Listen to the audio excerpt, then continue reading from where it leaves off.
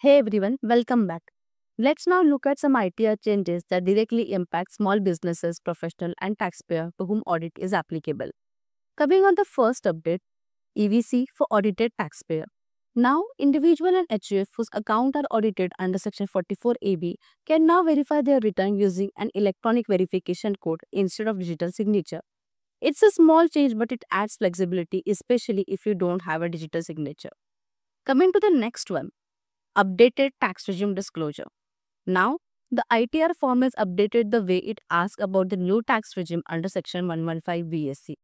Earlier, it was just one question: did you opt out? And if yes, give the date and acknowledgement number of Form 10IA.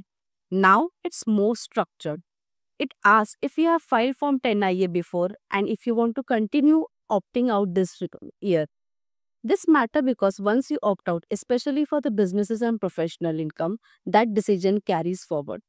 This change helps structure in consistency and reduce the chance of getting notices later.